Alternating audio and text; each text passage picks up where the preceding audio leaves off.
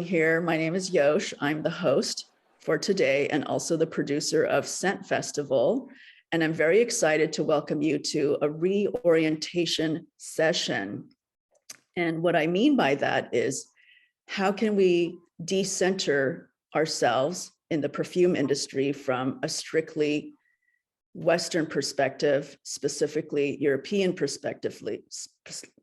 See, I can't even talk about it. No, moving away from what is currently the default mode, which is French perfumery, is what it is. And this is a very interesting topic for me because as an Asian American person in the perfume industry almost for 30 years,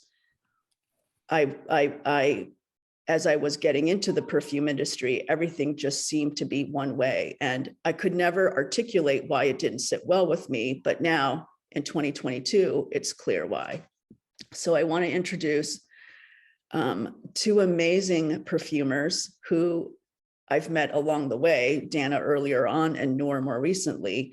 But it's wonderful to see people who look like me doing the same thing, having the same passion, but with very different perspectives. And it's really an opportunity to share their vision and their experiences because they have very fascinating scent heritage and culture that is unfamiliar but familiar to me. So I would love for Dana to introduce herself.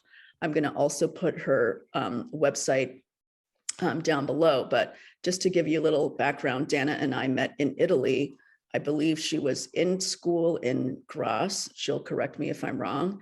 And in Europe, they have these amazing trade shows, which we don't necessarily have the same here. There's Milan Essence, which is coming up very shortly. I'll be speaking there as well. And then Pitti Fragranza in Florence that happens every year in Italy.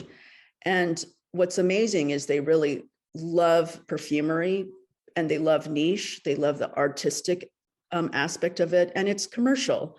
Whereas I do find in the States, it's commerce first before artistry. So that's been a great shift to see that in my career, in my lifetime, that now finally in many places, artistic perfumery is at the forefront because it's the real driver. It's the stories behind the scents, the raw materials, but the people, the perfumers making them. And now more than ever, what people are looking towards are who are these other perfumers who have not necessarily been trained in France. I have not been.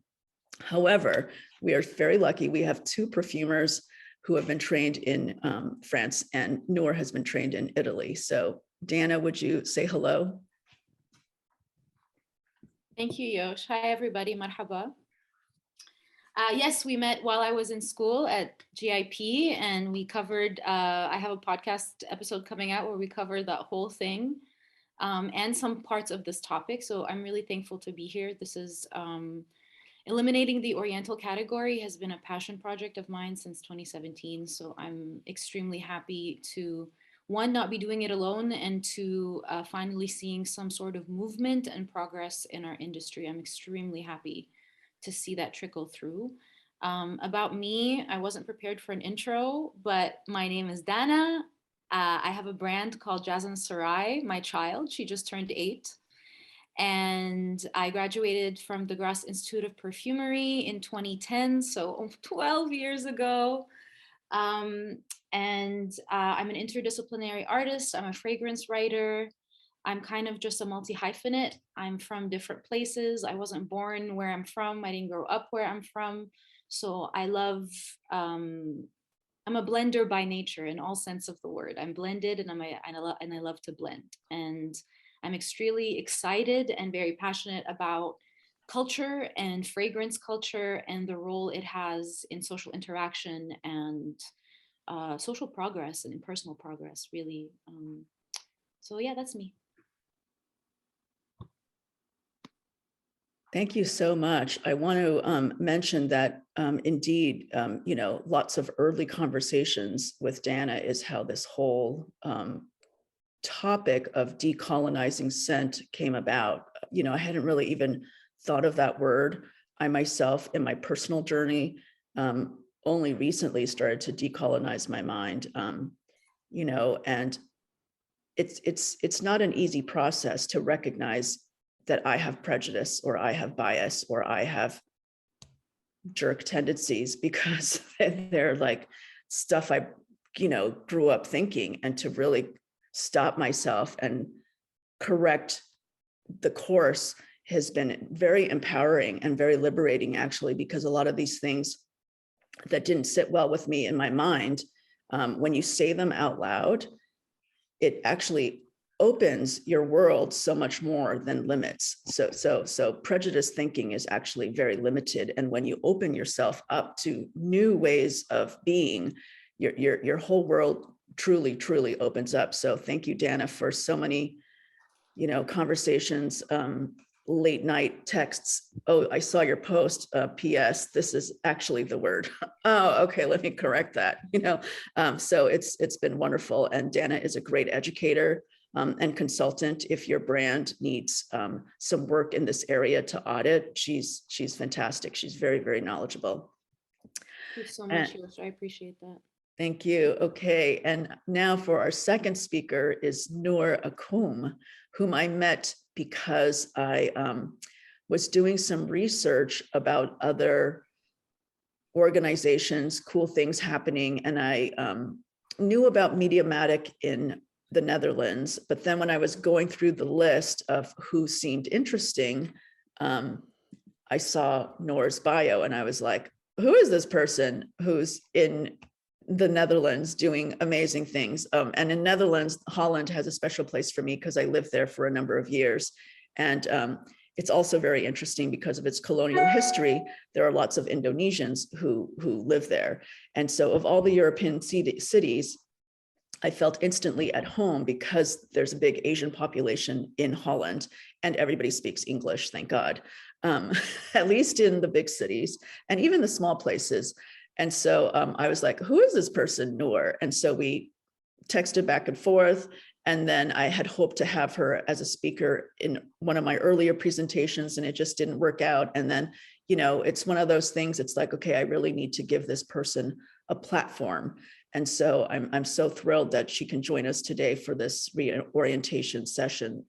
Nour, would you give us a little more background of who you are? And I want to congratulate you on your brand new launch of your own brand. Thank you, Yosh. Hello, everyone. I'm happy to be with you. So yeah, exactly.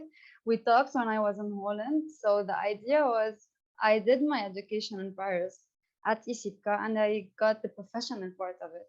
But I felt that there's more to it than just the traditional classic part to perfumery. And I felt there's limitations. And as we would talk today, the reorientation part. So you see how it's like, the secretive part where it's really separate from the consumers. And what I think as a work ethic is it's nice to include the clients and to let them know what is really this fragrance.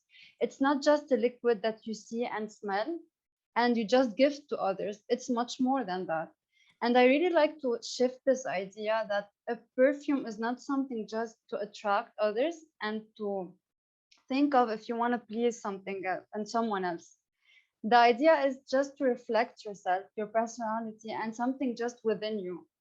So I think helping people be aware of their sense of smell is really important.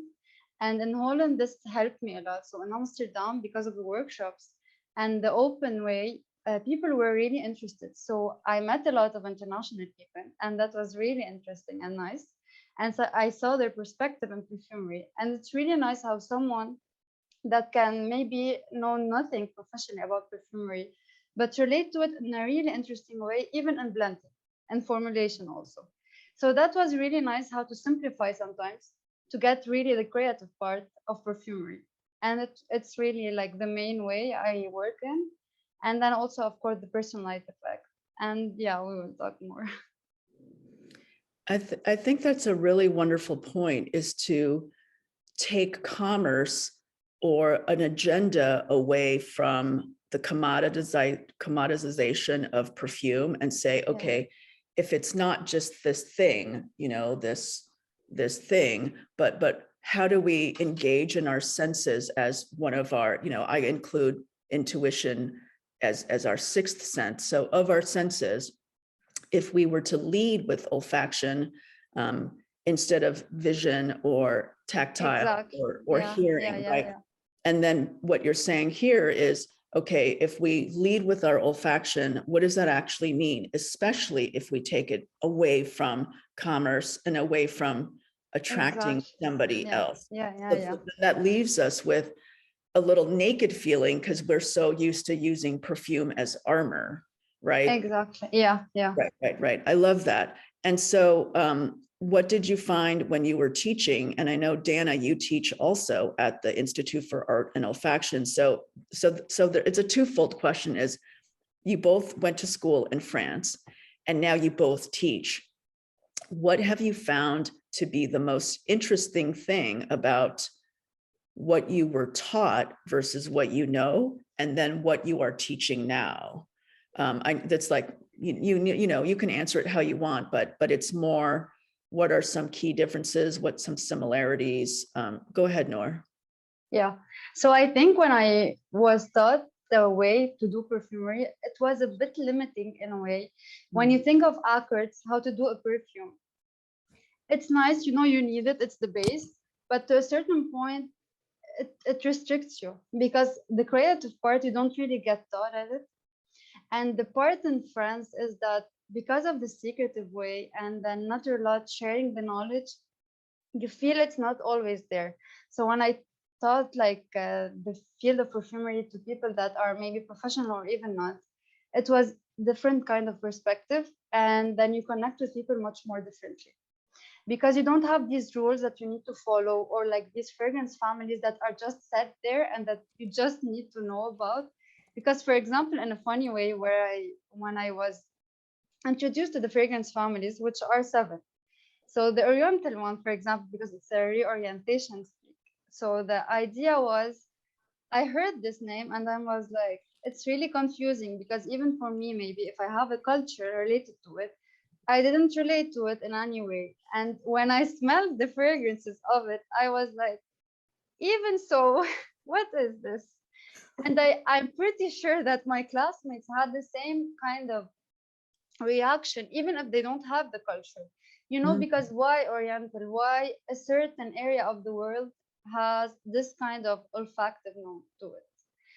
And especially spices and like gourmand notes and this kind of, if you think about it, food like baking smell, it relates to all of us. Perfumery is really subjective. So if you think about it, every one of us has different experience and experiences differently. So it's not just one thing, one culture, one country. So this kind of aspect changed a lot. So I thought it differently and I interacted with people differently. And once you're aware of your sense of smell, you do things much differently. And you enjoy your life really in another way. And also you interact with your senses differently. I love that. Okay. Wow. Okay. So much to process. So I'm going to recap what you said. So it sounds like when you went to school both in France and in Italy. So you had a lot of education in Europe, and then you also spent time in Amsterdam. So it sounds like what you were taught, which is a very specific curriculum, and of course, safety is paramount. Aside from that, you're taught a very rigid curriculum with the focus on fragrance families, how to make accords. So in terms of music, you learn all the classics. You learn how to do it, but you're not really taught creativity. Whereas when you were at Mediamatic in front of a consumer audience that's not related to a shop and commerce, you found that people were really much more curious and lots of creativity. And then you realize it has nothing to do with those families in particular. And then I want to come back to this topic of Oriental fragrances and what it comprises, because it's true. What does it even mean? Dana, what is your take on what you learned and also what you're teaching now? I would say I had a very similar experience to Nour, and I was at the time until very recently felt like I was the only Arab in any of those spaces. So I didn't really feel like there was a disconnect in certain understandings, cultural understanding, and the rigidity of the French system and the way that it was taught was a little too narrow-minded for my madness, really. Like for me, I'm not very methodical in the way that I approach perfumery. I'm very intuitive, very creative, very like, let's just try it and see what happens kind of process. And that didn't translate well in certain French environments, let's say. And the same exact thing with the Oriental category, actually. I was extremely confused by the naming. I didn't relate to it on any level, even though I come from two different cultures in the Arab world. I related to it in the sense that I grew up in Dubai, so I had learned and smelled very specific smells to that region and was able to identify the difference between that and my own. But my genealogy classes were, and I'm not, I never hid this, were actually my least favorite class in perfume school because it was regurgitated and it wasn't interesting, and it was more of a marketing class than a genealogy class. So it was very much based on ads and how things were marketed and the trends and things like that. No one's talking about problematic opium or what kind of uproar it created. And smell-wise, I didn't relate to them at all. When it comes to spice or just any of the fantasy storylines were not representative of any culture that I had really experienced in my own, like whether I was born into it or experienced it outwardly. And I just found it really problematic. And it was only until several years later did I even have the courage to talk about it, because I felt like I was one of the very few who was like, is there a problem? Like, I feel like there's a problem with this. And I think like we're just, like the more that we use these stories and this word, the more we perpetuate this very incorrect view of a large part of the world. And so I'm trying to teach the genealogy classes I wasn't taught, and trying to really incorporate historical and cultural significance. And really it started with the Scent and Society series, and it actually started with nothing to do with fragrance. I drew out a map of the Middle East and North Africa. And people were kind of confused as the fact that Morocco was not close to Egypt, and Lebanon had nothing to do with Dubai or Bangalore or Turkey or any of these not random places, but very different places. So I think it's just about the nuance, the cultural nuance, the regional nuance, as we've spoken about before. That's it. That's really how I try to apply it now. And also the idea of inclusivity, because the diversity, inclusivity is not something that really existed even 5 years ago, to be honest with you. Right. Wow. Okay. So that's so many things in a short period of time to unpack. So I want to do a little pop quiz, because you used some words that are important for us to delve further into. The first thing is, where are we? So I'm going to do a little pop quiz for everyone. So everyone in the channels, I want you to let's see, name five. There's, well, depending on who you talk to, there's either 5 or 6 regions of Asia. So we're going to go ahead and name them, not name 5 or 6 regions in Asia. So the reason why we're talking about Asia is because it's at some point many centuries ago considered the Orient. Okay, so for people who don't know, Orient in Latin means east, but when you decenter yourself, Asia is not east. East becomes center and central. So having said that, if you're in Asia already, I'm not east, I'm in the middle. And I want to convey that the reason why we are reorienting ourselves is some of these stories that have been fed to us as the default is from an outsider's view looking in. And the story that we want to tell is from the insiders inviting you into our world. We don't need an outsider to tell the story of my culture when how can you be a tour guide in my culture when you haven't been grown up here and you don't know anything about the historical significance? And so we're inviting Dana and Nour as insiders to tell their story, because clearly when they've gone to school in France, they've been fed these things that don't make any sense that have continued to be the default. Okay, so name 5 or 6 regions in Asia. Okay, no one wants to type in. So it's very easy actually to name them because it makes sense directionally, right? So there's Central Asia. Okay, great, thank you. West Asia, thank you. There's South Asia, Southeast Asia, perfect. And then where I'm from is the Far East, there's the Near East, and then there's just East, I don't know. And so in my own, I want to just say, in my own decolonizing and understanding colorism, I was quintessential El Jerko, who did not realize that, oh my God, of course, there are 54 other countries and there are people in Asia who do not look like me. Like, oh my gosh, that was like seriously, I don't know why it was mind-boggling, but it was mind-boggling. So it's been amazing to just be like, okay, I am not the default. I don't need to be the default. So there's that. So that's been fantastic to learn about so many cultures by not being the default. Like, okay, great.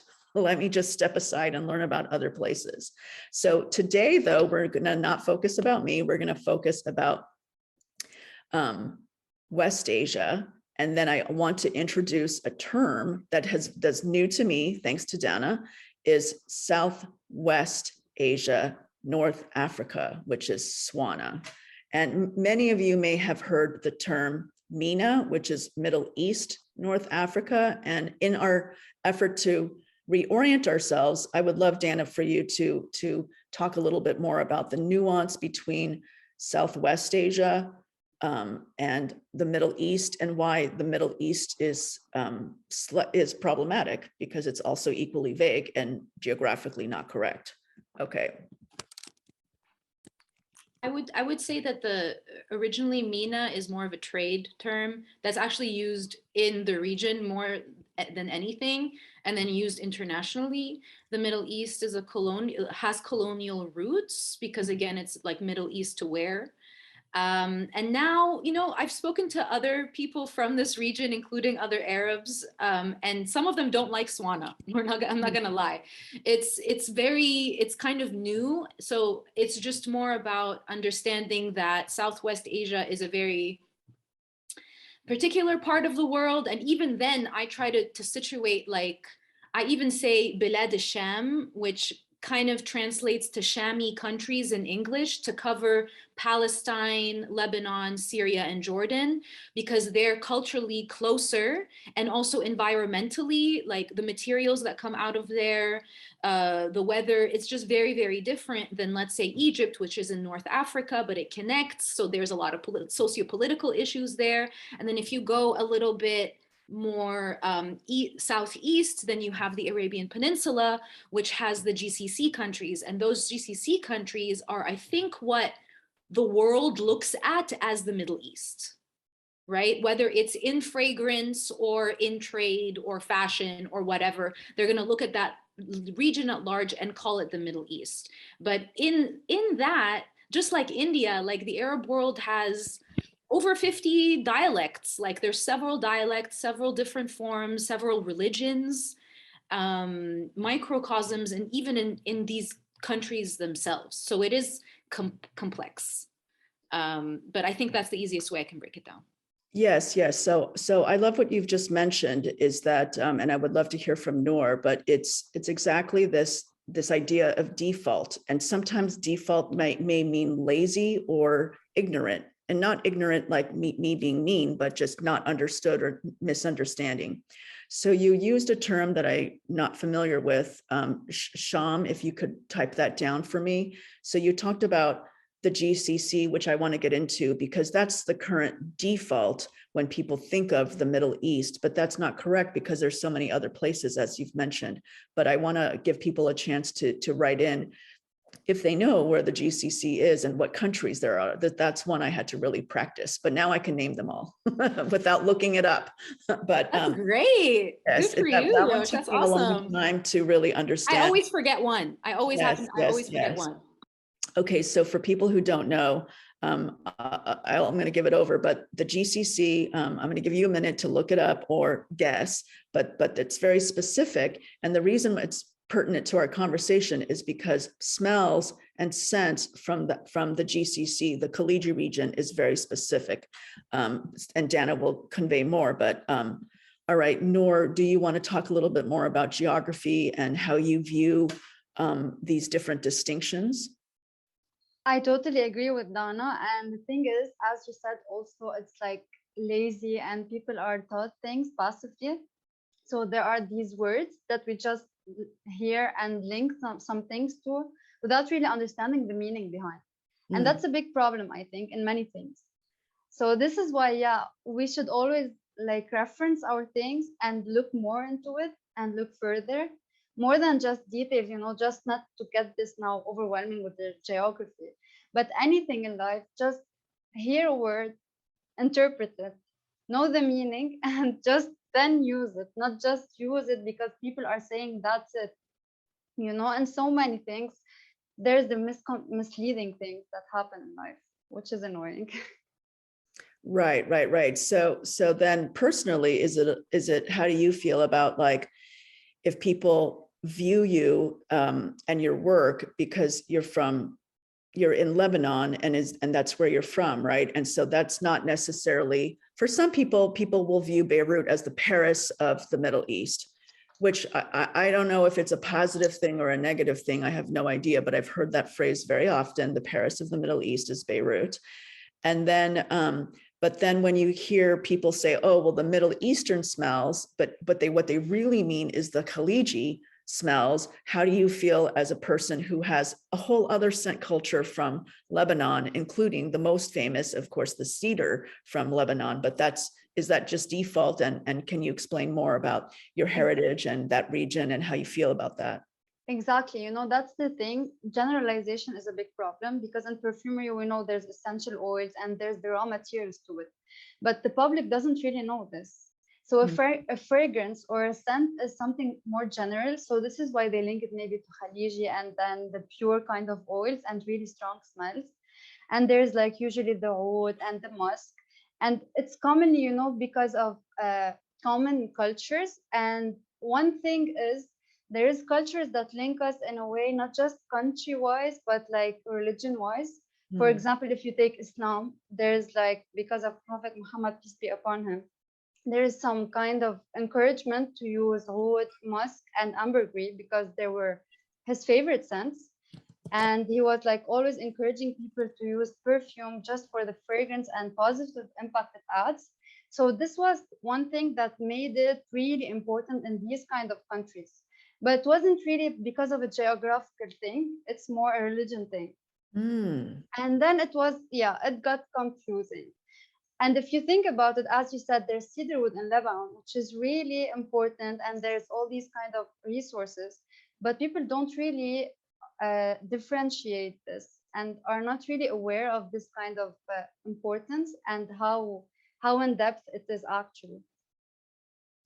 Right. Because if we consider first and foremost the raw materials as the main characters, and if we consider provenance, which for many people it's so important, and yet they disregard what it is when it's an Oriental fragrance, because when you consider cedar is from Lebanon, the roses are like well known in Turkey, or lavender in Bulgaria, or orange blossom in Morocco. Then you actually have to sit down and go, okay, where are these raw materials from?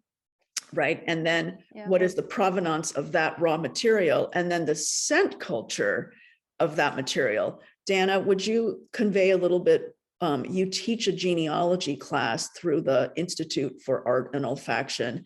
Can you give a brief overview of how you teach it and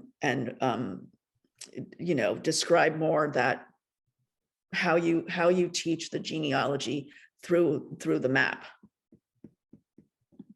We break it down by fragrance families, and now the Oriental category is non-existent in my world, so I make stuff up.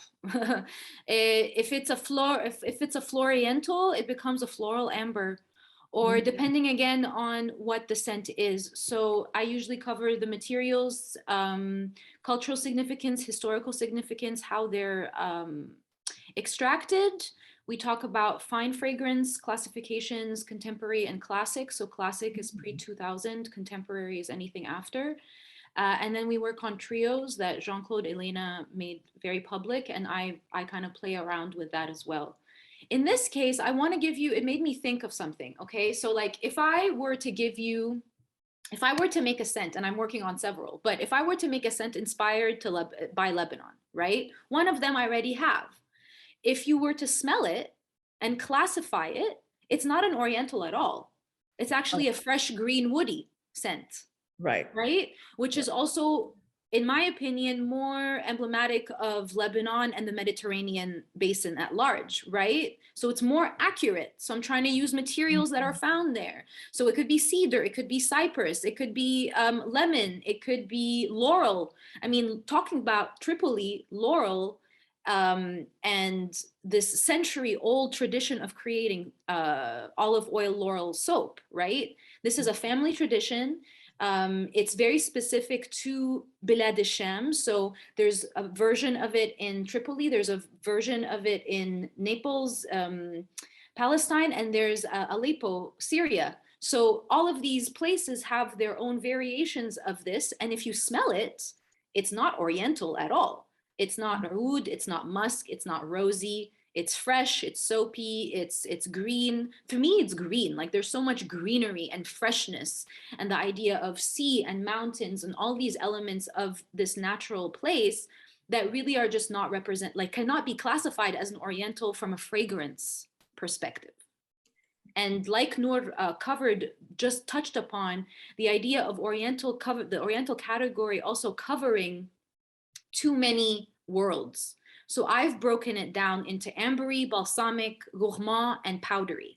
And you'll notice that a lot of these materials or fragrances that have been classified as Oriental could be a powdery gourmand or an ambery gourmand or a powdery woody or whatever it is, right? Like they actually fit much clearer there.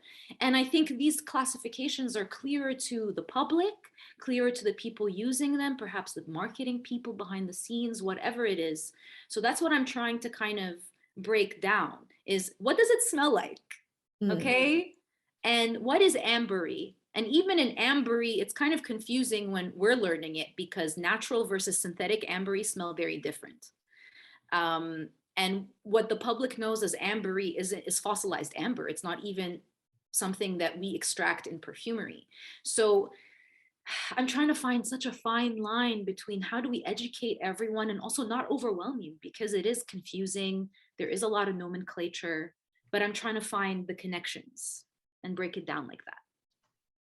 Right. Well, first of all, thank you. That's so clear, but it sounds like one, to be more specific and not put everything as an Oriental fragrance as part of the Orient, because from my part of the world, you know, my heritage is Taiwanese, but I spent a lot of time, my parents lived in Japan, so I was a Japanese citizen growing up. And so that part of the world may be referred to as the Orient, but our scent cultures are so very different. Oud comes from Southeast Asia and may be found in temple incense. So that smell is familiar, but not in the same way.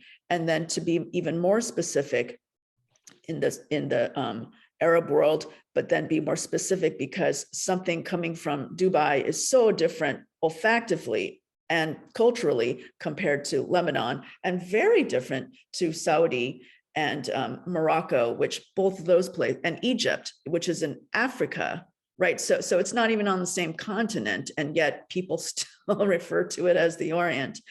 So then you break apart geographically, culturally, but then to really focus on the olfactive, because every place has a scent culture that's actually different depending on what grows there, right? So, and what how it's is used, if and I how may it's say used? so, because if you look at agarwood, right, like Mhm. the material itself has been used in ancient China, right, for several dynasties, and used in kudo ceremonies in Japan, but in neither place will you find it being dispersed or smelling half as strong Right. or sweet or any of like that than in the countries that we're talking about. So the cultural variation is very interesting, and how these materials kind of the use of them and how they I just find it interesting that oud is all of a sudden like the Middle Eastern smell, when like for millennia we've had like perfumery comes from ancient Mesopotamia, and they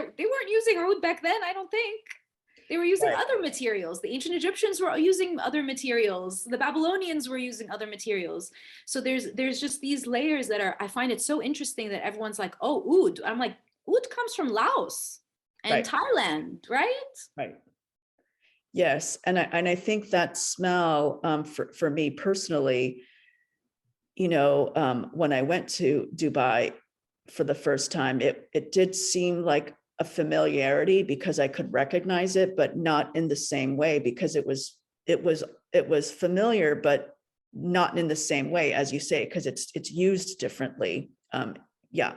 And then I think now I recently saw oud as a material in a shower gel at CVS, and I was shocked because I was like, wow, this is a $7 fancy shampoo, whatever, body soap at the local drugstore.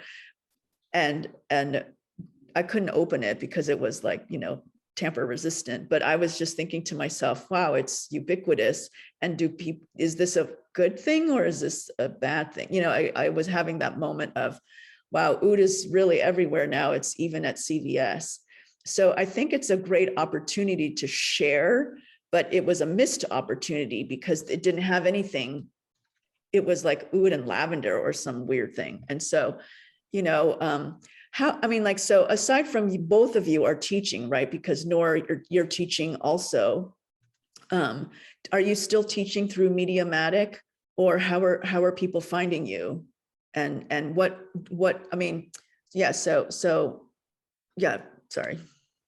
Yeah, for the moment, not really. I'm gonna plan something for a specific time of the year because I'm not there now. But it's now more in Lebanon. I'm exploring a bit the market here because it's a bit not the usual one. Because in France, for example, if you think of professional perfumery, it's something that you know of. The profession of a perfumer is something also quite known and luxurious. But here, there's nothing really locally about perfumery, so that's also an interesting perspective. So when I'm interacting with people that don't really have this kind of aspect in their lives, it's a bit different.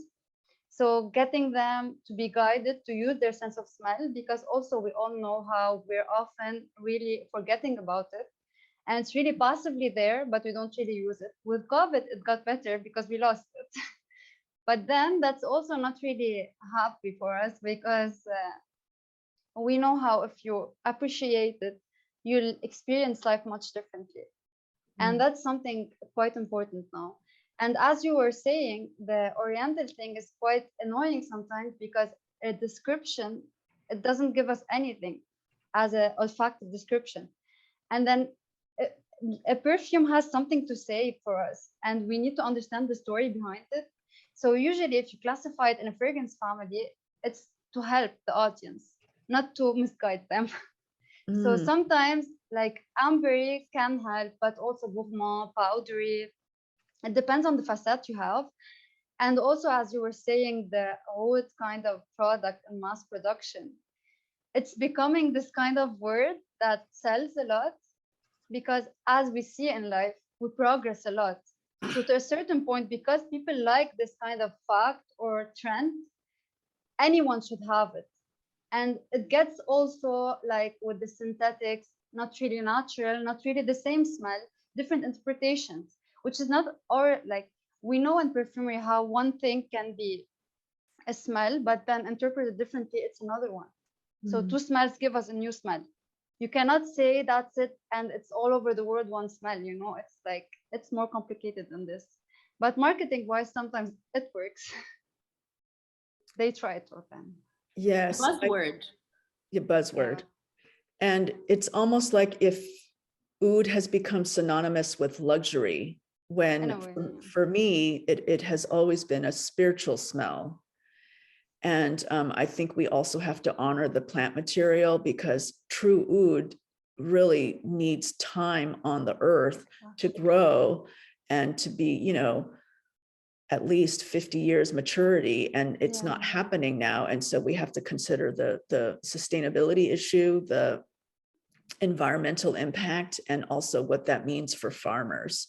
And so I think when you make it so popular, it can cause harm, because sure, you can produce it synthetically, but then it won't have the same smell. And then also, like in the case of frankincense, it's on the red list, because the world has really become ravenous with frankincense. And, you know, it really, they're just literally, right, the tears of trees, the resin. And then I know the same thing is also happening with Palo Santo, a traditionally spiritual oud, has become the emblem of, doesn't matter. I mean, I don't mean to give people shade who use Palo Santo because you go to yoga, but I'm just saying, if it's truly spiritual, you have to respect it as well. Okay, that's fascinating. So we have, I can't believe how quickly this time has passed. Can we talk more about what you started to say, the both of you, Dana and Nour, is what does really the smell of Oriental, and can we specify more regionally? How can a consumer find out more if they want to become more specific, what regional smells might be, or localized smells, if they don't know about materials because the marketing has confused us?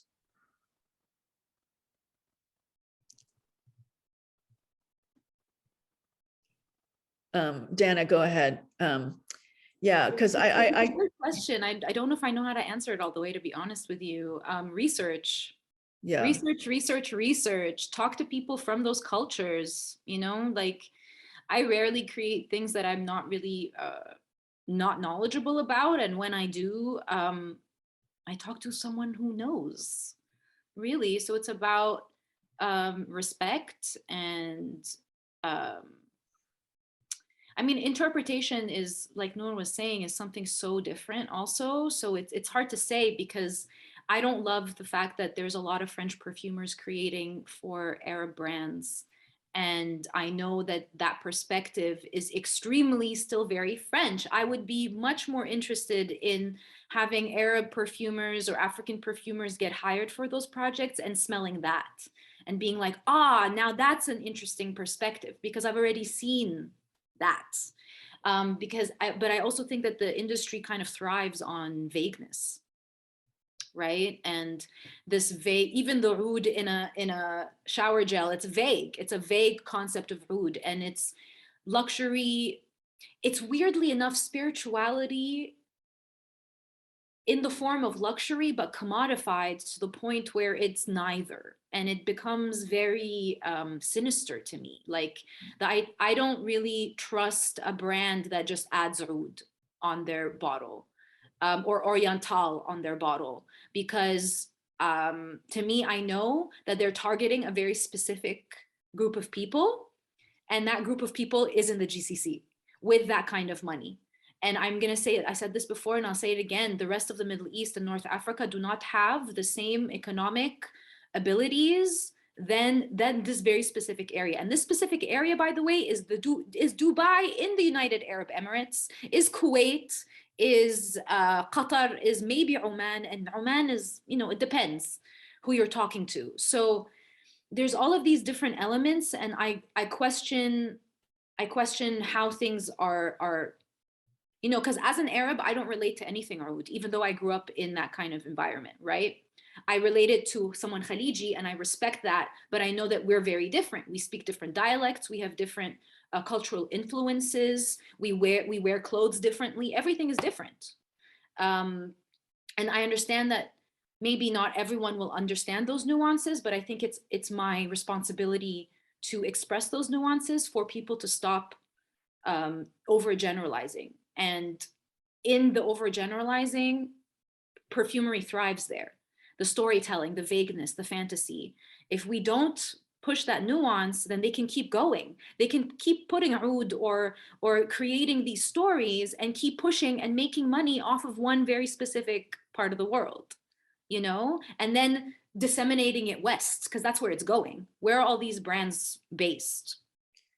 Right. That's definitely the irony. Yes. Right? It's you have French brands, French perfumers being hired by the moneyed people from the Khaliji region. So we won't name names, but we know who they are. Is you have two things going on. You have European brands churning out Middle Eastern style fragrances because they want the historical, cultural smell of that. Which place. one? Right, which one? Exactly, which one? And then you have this other newer problem of brands from, let's say, Dubai hiring, because they have the money, French perfumers to replicate this Western view of, you know, very famously, people are saying, oh, I want this to be like Tom Ford. Well, why are you asking to replicate Tom Ford when Tom Ford came over and replicated us?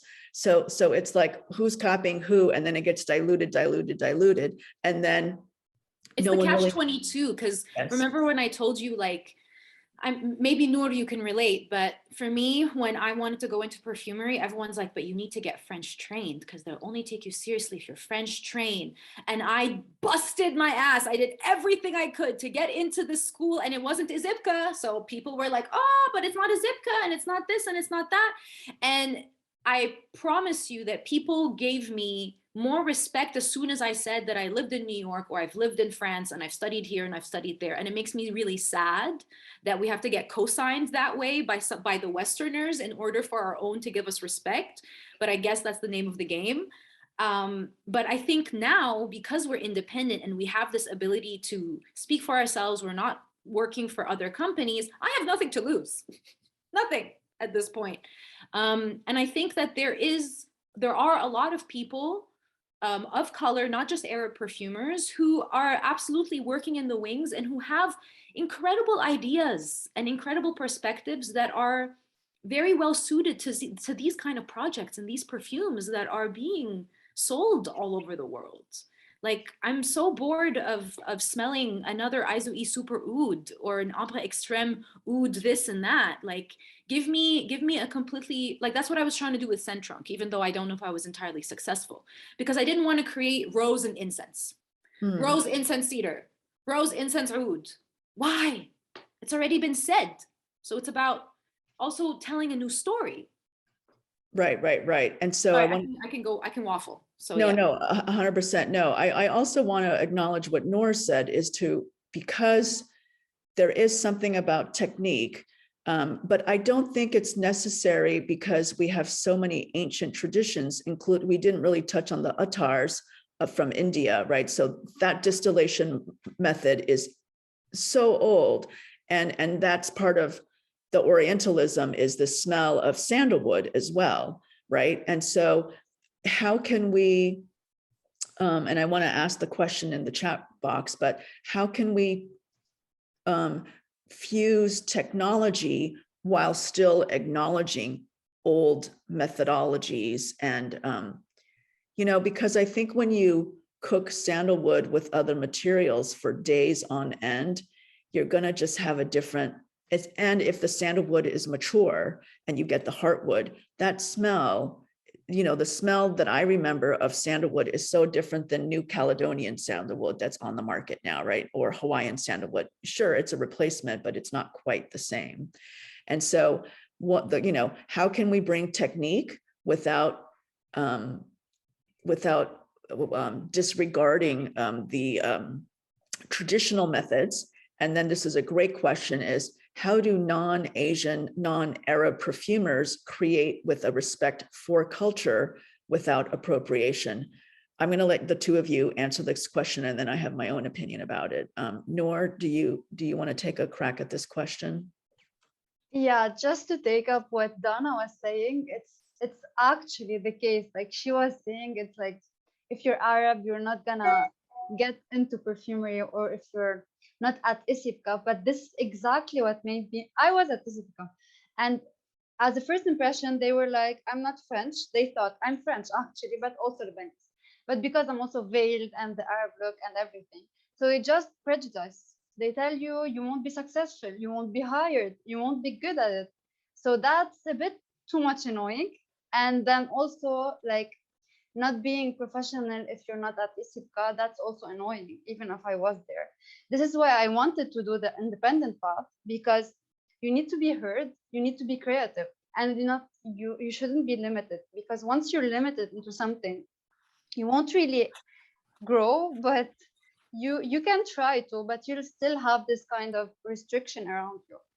And then one thing about like like French perfumers doing perfumes for Arabs, or the other way around, it's lack of, I don't know, I don't want to say confidence or something, but why are we separating perfumery? Like French perfumery is better than the other perfumery. It's just perfumery, but then it depends on what you want out of it. Because if restrictions, for example, came in Europe, because let's say it's health issues, sustainability issues, it's updating, there's restrictions, but also it's something not as annoying, because if you think of a restriction, you can take it as an opportunity because it challenges you. So you can have with this restriction an innovation and creative way into replacing this kind of limit you got with a new smell or a new way to change things.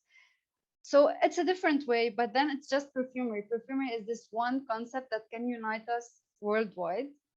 But then, yeah, we have this just prejudice that if it's a French perfumer, it's, whoa, that's brand, that's name. It's just great. But then it's not the case, when you learn perfumery professionally, you see how in the market, all perfumes are really resembling. And it's not as interesting. They say the story is changing, but it's just like, we don't want to say this, but it's like they are selling a story. They are selling something people might want from the inside, but not smell-wise. It's a pity just to restrict ourselves like this, I feel, in a way. And I think people restrict us. Like I remember when I was first in perfume school, people would be like, wow, you have your way with the Orientals. Ah, that's annoying. Yeah. I can totally Your relate. stuff smells really ethnic. As if they're not smelling it, they're just judging, Exactly. I'm like, what if you smelt it and I wasn't there? Yeah.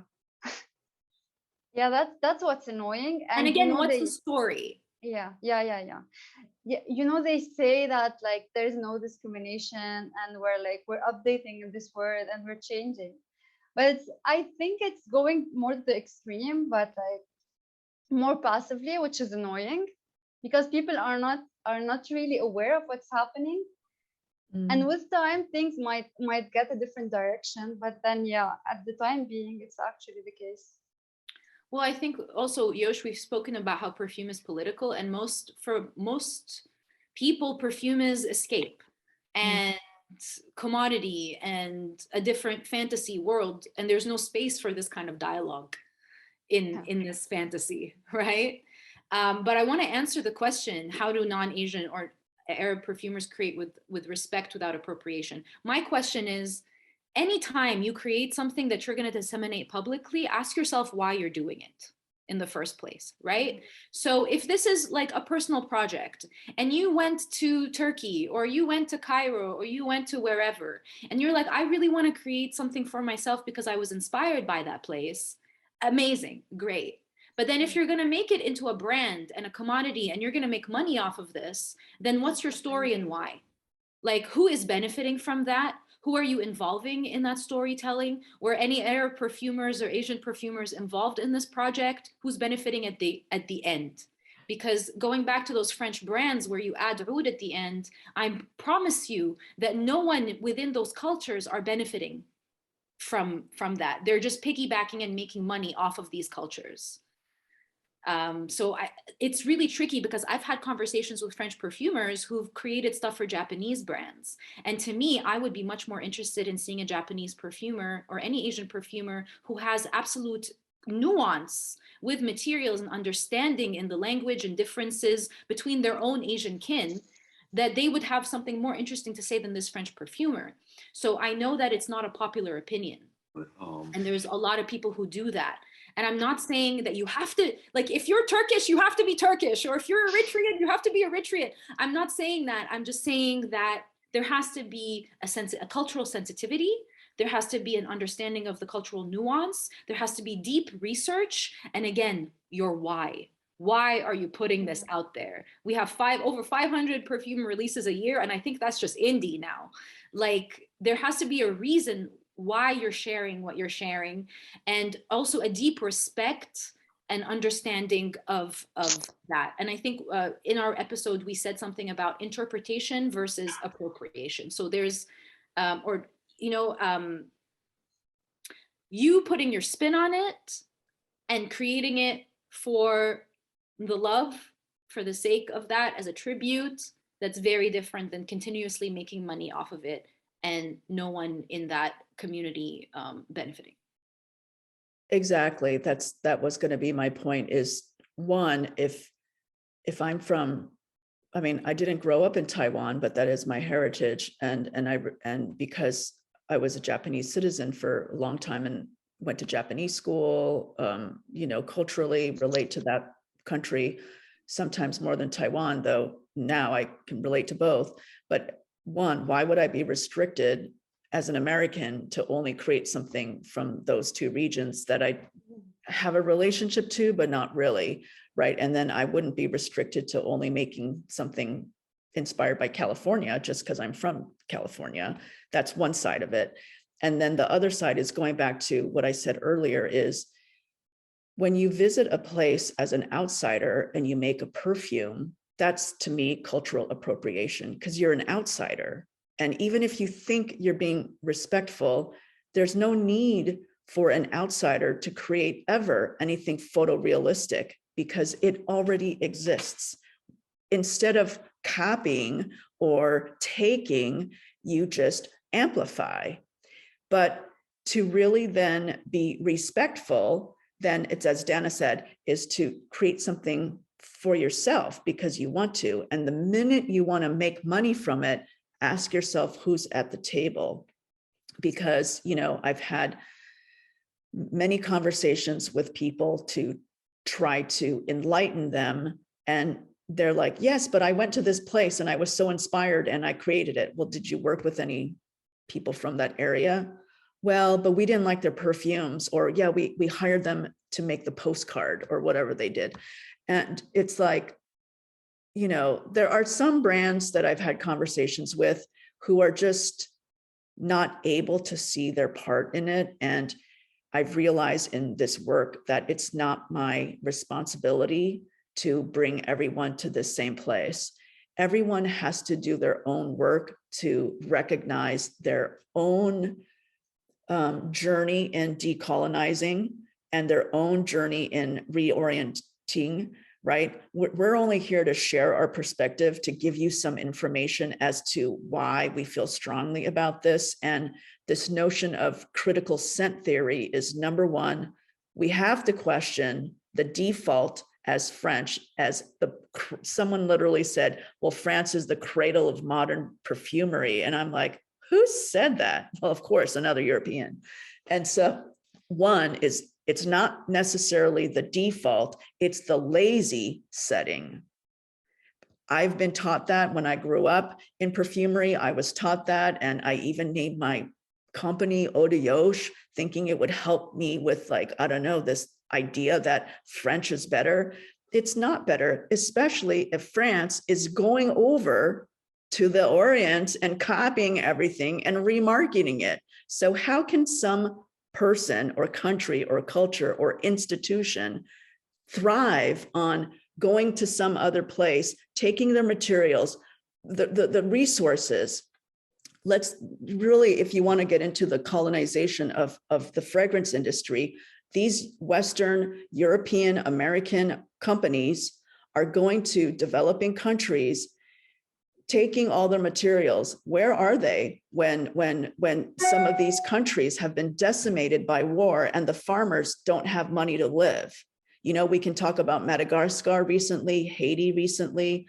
You know, vanilla grows in very specific places. Well, we need to have fair trade perfumery, just like we do fair trade coffee and chocolate. That's just straight up necessary. And we need to have these conversations, because until not just the perfumer, but the farmers and where these raw materials are grown, how can we do? That's the part where if we want to be respectful, is we need to respect the farmers who are growing it and the distillation process, and not, you know, sometimes we fantasize about these machines that, oh, this thing, you know, I was very impressed, I won't lie, very impressed when I went to Turkey, to Sparta, and I went to many farms and distilleries.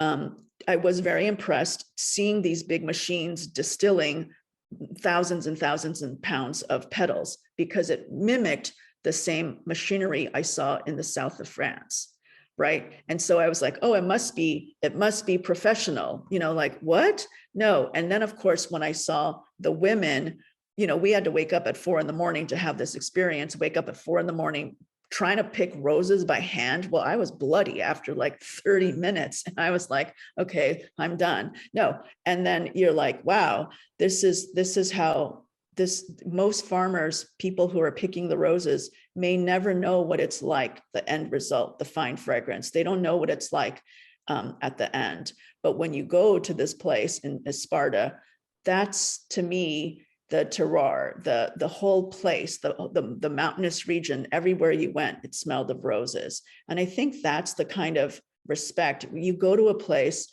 I'm not saying my way is the only way, I'm saying go to a place and really understand the local culture before you go and pluck for yourself. I'm not saying this is what whoever asked the question is doing, but I'm saying, how can we be respectful is, again, educate ourselves and involve people who, it might be someone's grandma, it might be someone's mom, it might be someone's uncle who has household recipes. You know, like I was gifted a lot of bukhoor when I went to Dubai, and that's the localized incense, very different than my own culture's incense. And I was gifted fancy bukhoor and homemade bukhoor. I know that we're over time, so I want to acknowledge that. I want to also open it up to any questions, and then if people want to stay, I'll do a little show and tell of some of the things I have. Gosh, time flies so fast. If I may, Teresa's the one who asked that question. So Teresa, I want to answer that question again in a different way. You're creating a series of scents, right, that are extremely historically, geographically, culturally pertinent to you, right? And it's Motown. Like, I'm a huge Motown fan. Like Teresa and I, like she drove me past the Motown Museum because it was flooded. I couldn't go inside. And I'm a huge Motown fan, right? But I know for a fact that if you're creating a Motown rose and I create that Motown rose, number one, the looks that I'm gonna get when I create that Motown, and also my lack of cultural understanding on a deep, visceral, home, intuitive level, right? It doesn't require language. It will be different. And to me, that's too disrespectful. You know, and not everyone is so high and mighty in that sense. Like sometimes my morals get me in trouble, but I think it all depends on the person. But I wanted to use that as an example because, you know, I would love to create a Motown rose, but I think Teresa's Motown rose is more real, more authentic, closer culturally, closer historically. She has actual references, people she could point to as to why that was created, you know, and that's also very, very different than, for example, like someone from Harlem and creating a Harlem rose and telling me what their experience is there. And in either case, I can't relate to either, right? I can on... oh, I visited. Yes, I can relate on a musical level. I can relate on this level, but in here, in my body, in my bones, in my everything, which is to me what perfumery is about. If you're a perfumer, you create with every aspect of your being. And that creativity is extremely embedded and very, very deep and extremely personal. So only create, I don't mean to say only create, but it would be best to create perfumes from that spiritual personal space. Yes, yes. And then we have to remind ourselves that when a Western person creates something in their view of when they visited a place, and then that cannot be the default in the future for this category.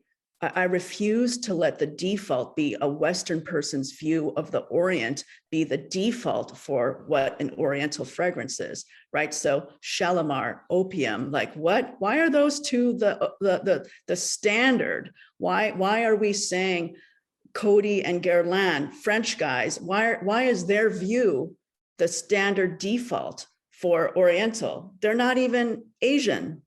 So that is like, no, and both perfumes cover two different countries, if you think about it. yes, entirely two different fantasies. Well, and that's the other thing is the exoticization, the fetishization, the dehumanizing aspect of this The whole erasure, category. exactly. And that's the part also when for many of our cultures in Asia, scent is actually spiritual. And so then to have a Western person come and take our spiritual fragrances, commoditize it and sexualize it is like, and then this is the default. You guys, we cannot, this is just like, no, this is, they're like finito. We have to stop right there. We cannot continue this, train of thought, literally. Okay. If I could just add something. Hi, it's Therese. I just wanted to add on. Hi, I'm really enjoying this. I wanted just to add on to Donna's point that she did smell an early mod. So Donna, you did have some input into the Motown Rose. So your soul is in there. But I do think, you could do it because part of your brand is music. So I do think going back to what you've said earlier, that as a perfumer, it's all about, like you said, your why. So part of your why is music and culture. So I think the story and what you're creating as a perfumer has to make sense for your brand, your storytelling, and what you're trying to communicate versus hopping on the latest trend. You know what? If I were to ever do that, which I won't, I would still consult you. Okay. You know what I mean?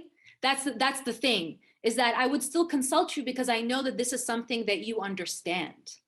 And it would be part of my research. I would spend months and months on it to make sure that the imaging is respectful, that I'm not using words that are appropriating at all. Like, there's so many sensitivities to it.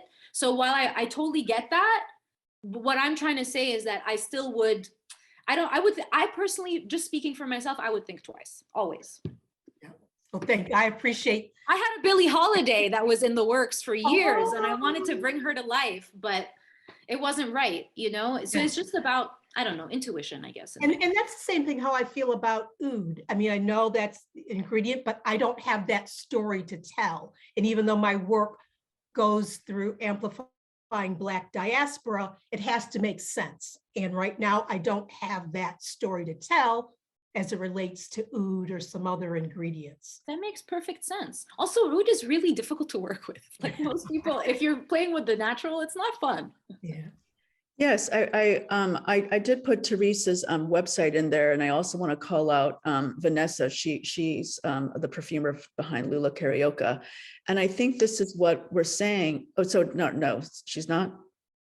Oh, two different people. Vanessa is just highlighting Lula. Lula is Lula. Right. Okay, so it's that there are, in the last, I don't know, for sure 5 years, but when I started my perfume brand, there were not very many independents.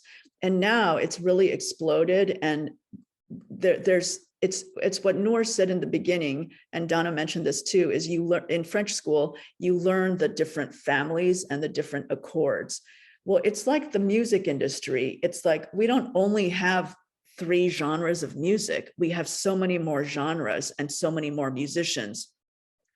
And when within that, you have so many indie artists, and perfume is having a moment in the same way. Is so many more genres. Why do we only have to have 7 families? And why do people keep trying to stick us in this box of families? What family is this fragrance?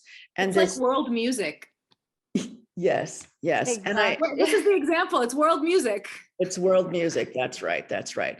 And I want to encourage people. I know people are doing research and looking up the ingredients on Fragrantica or base notes, but beyond that, what really needs to happen is to not rely on those pieces of paper and the internet, but to get your hands on raw materials. There's lots of resources. I'm going to put, IAO has a list of resources, but when you smell the raw materials, then you don't need the websites with all the descriptors, because you're able to form your own opinion, because you have a better understanding of, I think almost every perfumer and can have this conversation. We can have a conversation about raw materials. Oh, well, where'd you get the rose? Is it, oh, it's a Turkish rose, it's a Moroccan rose, or it's a rose damascena. That's just rose.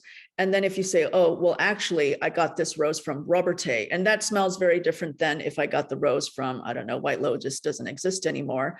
But when you have that level of ability to distinguish between the notes, you will have a deeper understanding of fragrance. And then as a collector, as a curator, you don't need the descriptions, and you recognize what the marketing bullshit is, because you're like, that's not in there. What is that? What does that even mean? And you might even recognize some of the marketing stories are just stories. They don't have anything to do with the olfactive. And then from a creative point of view, when you become the perfumer, and being a perfumer, I didn't go to school in France. That wasn't my path, and I'm self-taught. And even now, I would say I'm more of an evaluator, creative director, and I love that part. So for people who love fragrance and who have a passion for it, the industry is ginormous. We didn't even talk about laundry or dish soap, shampoo. Fragrance is just one aspect. You don't need to be in perfume. You could be like there's many of us who, not me personally, but who came from car smells. And so if you love perfume and you want to get into it, you don't have to go to perfumery school. You can work in a store, you can do branding, you can do marketing, you can be an evaluator. I think I love evaluating. I do think that that's my forte. I do love making things, but more than that, I love critiquing may sound like not a nice word, but really understanding the smells, what they are trying to convey, and then is it being conveyed, right? I love being a judge. I've been a judge for chocolate salons, perfume salons, lots of things, and there's space for everyone. We're already almost at 10:30, so I want to open it up one last time to any other questions, and then any closing remarks from Dana, and then we'll officially close it, and then I'll stop the recording, and then if people want to stay, and I have some show and tell if you want. Nour, any final remarks? I'm going to put your info down again below. Thank you so much. I know it's very late for you in Lebanon, and I know you have guests from Lebanon too. So it's great to have such an international community here. Thank you so much. Thank you, Yosh. No, it was really interesting today, and it was really fun. And as you said, by the end, like the industry is quite big and really creative. And that's the thing, we shouldn't limit ourselves. And if we're aware of it and we learn more, we will know more about descriptors and understand the perfume better. And it's quite an interesting thing. And also in creating, blending, I don't really restrict myself that I want to create this kind of family or this kind of note, It's the inspiration, the story you want to tell, the why, as Dana said, and then your creativity. And you get like really fascinating things. And of course, do not limit yourself or say, I'm not worthy, or I'm not, I don't have the talent for it, because whatever you work for, if you have the passion, be passionate, do it from your heart, and then you reach. Yeah, and that's it. It was really nice to meet you all. You're so positive. And I know Nour means light. So right. That's definitely, you really exude a lightness and radiance, and so aptly named. Thank you so much. Thank you. Dana, can you tell us a little, a closing remarks, and I'm going to put your Scent and Society series, is that right? At Oh, that was a while ago. So Nouri okay. McBride is taking care of it now. Mine was very specifically about the Middle East and North Africa, and the Oriental category, and etc. I see. And are you teaching that still? Right now I'm doing the genealogy classes, and I'm working on a new class that I think some of you may enjoy. Oh, okay. I nerd out about perfumers. But I did have something to say. I mean, I just want to say thank you for the platform. The world has changed, and perfumery is slowly changing with it. So I'm very grateful, but I also want to make sure that we all give voices to the ones who don't have voices. I'm putting in a database, the diversity database here. If you identify as a person of color, Arab, Asian, African, whoever you are, put your information in here. This will help maybe potential people look for you. I'm just trying to create more visibility for all of us. And then we also have the Oriental petition that Yosh started. I think, yeah, it's in the Scent Festival link tree. That will really help us continue. But really, don't let anyone tell you you can't do something. I think our difference is what makes us great. I never want to pigeonhole myself as a perfumer. I want to create whatever I want to create, and it's not in the Oriental category. And I want my work to speak for itself. But I'm also very honored to be one of the very few Arab perfumers in the world. Nour, I think we're one of like 5. And I think it's such a responsibility and an incredible honor to be able to continue with this career and be able to have these really safe and open dialogues. And I just want to be able to make sure that everyone feels seen. So thank you. Yes, and thank you both so much. And thank you to everyone who's here. Your collective energy really helps amplify the topic. The fact that there's so many of you here is really a big testament to the change that we've seen. We started this almost 3 years ago. And instead of getting hate mail, all caps, in the middle of the night, I'm getting reposts and shares and wonderful people saying, what can I do? Or how can I learn more? And lots of allies, lots of advocates. And I see that the change really matters. The younger generation for sure has really helped amplify this topic. It's very inclusive. Lots of TikTokers have really been behind this, really demanding changes from brands.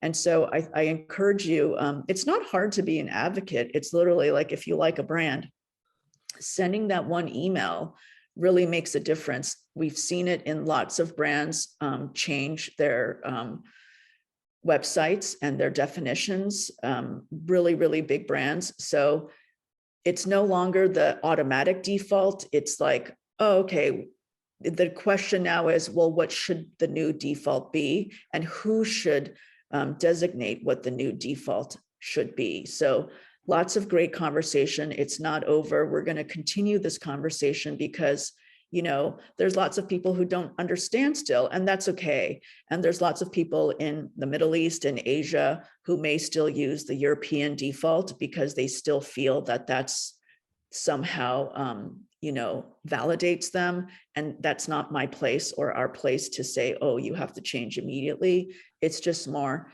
we don't need that as a default. And what new ways can we enjoy fragrance that's not in this box? So thank you, everyone. It takes me a minute usually to figure out how to download everything and re-upload it and do all the edits. But thank you, everyone, to Dana, to Nour,